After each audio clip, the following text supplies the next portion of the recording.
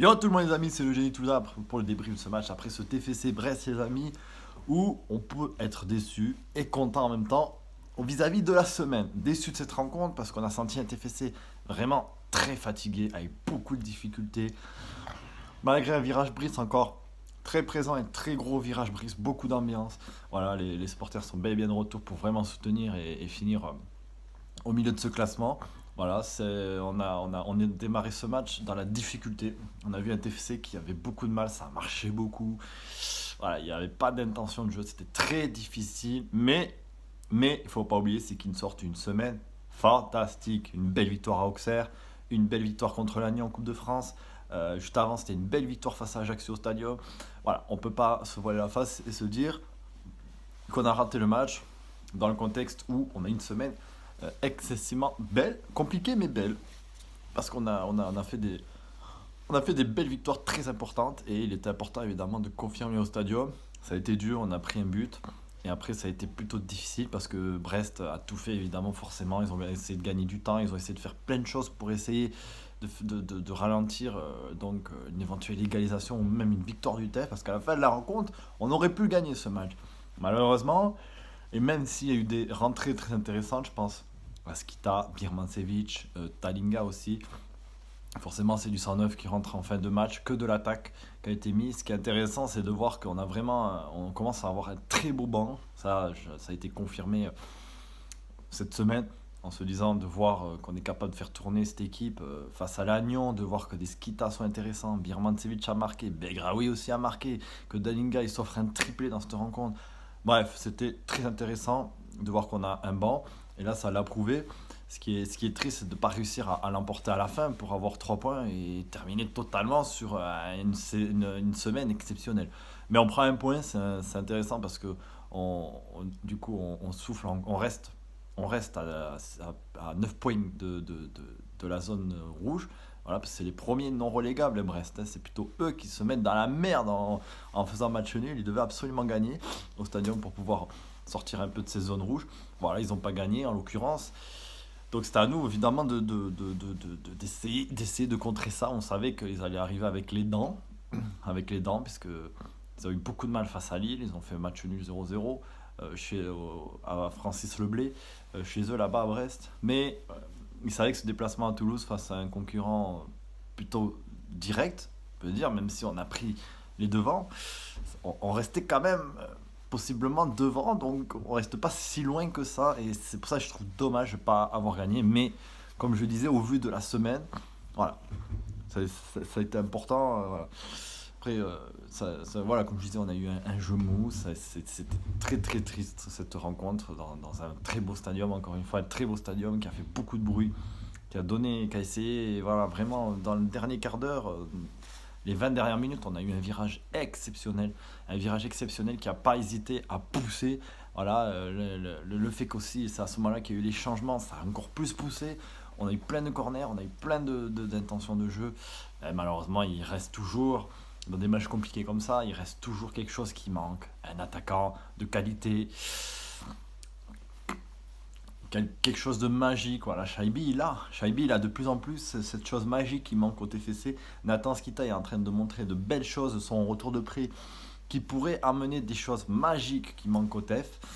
Malgré que la chose magique c'est Van Den Boomen, mais c'est pas assez, il nous faut encore plus de magie parce que Van Den Boomen, il a beau faire des passes, des transversales, ça c'est très intéressant, ça part d'un côté à l'autre très facilement avec lui.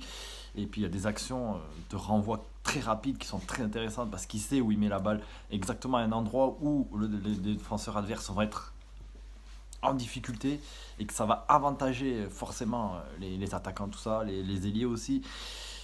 Mais en plus de Van Den Boomen, il manque encore des choses. Il faudrait peut-être quelqu'un de magique sur le banc. Et c'est vrai que Shaibi, voire Skita qui monte en puissance, pourrait avoir ce petit truc en plus. Mais bon, on va pas se voir la face. Ça a été compliqué cette rencontre. Et voilà, on peut que mettre le compliqué de cette rencontre sur le fait qu'on sort d'une semaine extraordinaire, les amis. Parce qu'on a pu vraiment souffler un bon coup, se qualifier en 16e tout tranquillement de Coupe de France, et qui plus est de pouvoir souffler sur la zone rouge, parce qu'après on se souvient tous de cette grosse défaite à Marseille, on était à seulement quelques points. Seulement quelques points. Je crois même qu'on était à 3 points même de Brest d'ailleurs. Et on a su répondre présent, notamment après cette grosse défaite face à Marseille. On a su répondre présent 2-0, battre Ajaccio de la belle manière, sans prendre de but. Ensuite, de pouvoir aller remporter notre deuxième victoire extérieure. Après, le 5-0, il est dû à beaucoup d'erreurs de la défense auxerroise qu'on a su aussi leur faire payer, évidemment. Bref, on sort d'une très bonne semaine. On va pouvoir maintenant travailler, notamment la Coupe de France qui va arriver avec ce match face à Ajaccio. Donc, il va nous amener encore des matchs tous les 3 jours. Mais c'est intéressant de voir qu'on est capable de rivaliser avec tout le monde, malgré une semaine très chargée. Et dû à un banc, il y a des jeunes qui montent. Voilà, et on a toujours des Mawissa, tout ça qui peut être très intéressant. Et c'est vraiment très intéressant de pouvoir se dire on peut jouer tous les 3 jours. Voilà. Là, je le dis honnêtement, hein, sans trop m'enflammer, on devrait mériter d'être encore plus haut. On devrait mériter d'être encore plus haut par rapport à ce qu'on a fait. Une semaine comme ça, il y a beaucoup d'équipes qui sont au milieu du classement, qui en perdent au moins 2 sur 3. Facile. Soit ils se font éliminer la Coupe de France et ils perdent contre Ajaccio. Après, la ristourne face à Marseille. Non, au contraire de ça, on arrive à une semaine très compliquée face à des concurrents directs où on a perdu seulement 2 points face à Brest cet après-midi. Voilà, c'est intéressant les amis. Moi j'ai été très très content. Enfin, j'ai été déçu d'un côté, mais finalement quand je vois la semaine compliquée qu'on a eue, je me trouve content. Je trouve dommage, déçu par rapport à la fin de rencontre. Je pense qu'on aurait dû l'emporter. Je pense qu'on aurait même dû marquer sous l'impulsion de tout le stadium. On était plus de 20 000 encore aujourd'hui. D'aller marquer ce dernier but avec tous les remplaçants qui étaient rentrés, qui étaient du 109, ça rentre juste vraiment pour le dernier quart d'heure. Ça a été vraiment, ça aurait dû être le déclencheur. Voilà, surtout qu'on sait qu'il y a des joueurs qui doivent prouver encore plein de choses. Je pense à Skita, à Dalinga, qui doit encore regagner sa place de titulaire. Voilà, il y a plein de choses. Voilà. Après, il y a des choses qui m'ont déçu. Je pense forcément à Onaïou qui a enchaîné une troisième titularisation d'affilée. Il a été titulaire contre Ajaccio, il a été titulaire du côté d'Auxerre. Là, il est de nouveau titulaire. Ça a été compliqué pour lui, on l'a jamais trouvé. Mais après, dans les duels par rapport à Dalinga, il était présent, mais ça marchait beaucoup. On a eu beaucoup de mal vraiment à avoir de l'intention. C'est l'intention de jouer réellement. Il est arrivé à la fin quand les remplaçants sont rentrés du 109.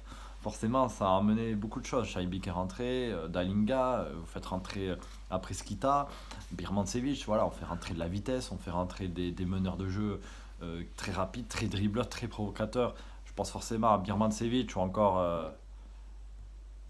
à tous ces joueurs-là. Mais bon, il est très intéressant de voir qu'on arrive à faire des choses. Voilà, on va attaquer les prochaines semaines en se disant qu'on peut rivaliser avec beaucoup de monde. Et on se rend compte qu'à l'extérieur, on peut encore faire des choses. Chose qu'on a fait qu'une seule fois, c'était à 3 dès la deuxième journée. Depuis, on a pris un point à Lyon, je me souviens. Sinon, on n'a eu que des défaites. Voilà, tout ce qui se passe, ça se passe au stadium. Donc déjà, c'est l'objectif, c'est toujours de confirmer au stadium. Là, on est en 2023. On est en 2023, on n'a pas de défaite. On n'a pas de défaite. On a 4 matchs invaincus, donc c'est très intéressant, vraiment.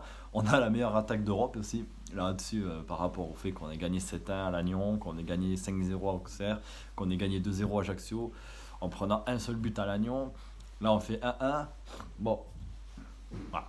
J'ai place très vite à la suite du championnat, les amis. La Coupe de France qui va arriver aussi très très vite, parce que là, il y a des choses très intéressantes. Une deuxième partie de saison vraiment très intéressante qui se profil avec un très gros stadium encore une fois, parce qu'Ajaccio, ça va être devant un gros virage brise sûrement, c'est possible, voilà, c'est possible. Et ce serait très intéressant d'aller loin dans la Coupe de France avec un très gros virage brise, ses amis. C'était le génie, j'espère continuer des débriefs aussi beaux. Force à Viola, bonne semaine à tous, ses amis.